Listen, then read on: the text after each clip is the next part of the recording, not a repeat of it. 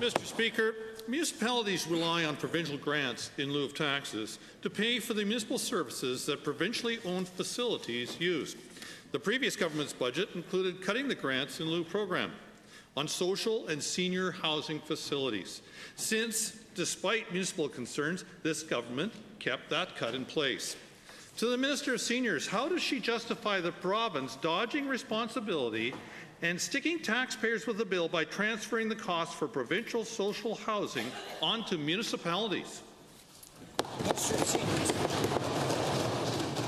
Thank you, Mr. Speaker, and thank you very much to the member for the question. And he's quite right. It was the previous government who made the decision to cut this funding, and we haven't been able to restore every cut the previous government has made. But we do know that now is the time to invest in infrastructure like roads and bridges, and that's what we're doing, and that is a significant support to municipalities. We're working with them. Thank you, Mr. Speaker. Mr. Speaker, that didn't precisely answer the question. Last month, the AUMA Mayor's Caucus met with the Housing Minister. The Minister refused to reinstate this grant program. This hits municipalities hard. For example, Calgary, a $5 million loss. Lethbridge, a $913,000 loss.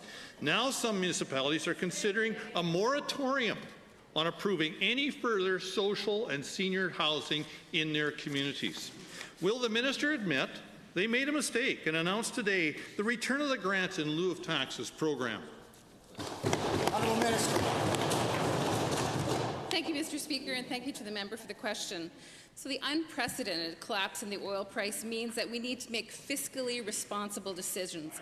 Unfortunately, we're not are in a position to approve every request for funding.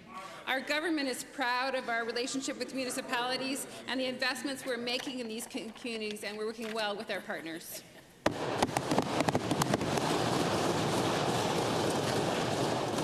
Mr. Speaker, second supplemental. This NDP government has seen no issue with drastically raising taxes on Albertans. Increased business tax, increased income taxes, and the NDP PST carbon tax have all resulted in Albertans handing over more and more of their hard-earned money to this government, to the Premier. Provincial facilities have cost impacts on municipalities, yet this government refuses to pay when it's their turn. Does the Premier think that it is fair that this government refuses to pay its fair share? Honourable Premier. Well, Mr. Speaker, to begin with, let me just be very clear that Alberta continues to have the lowest taxes in the country of any province.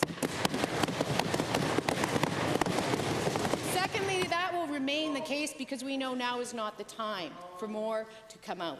But it's very interesting watching the folks over there because, you know, Mr. Speaker, one day is a spending day, the next day is a cutting day, the next day is a $1 billion cut day, the next day is a $1 billion spend day. You know, we just cannot possibly keep track of whether you want us to spend or cut, spend or cut.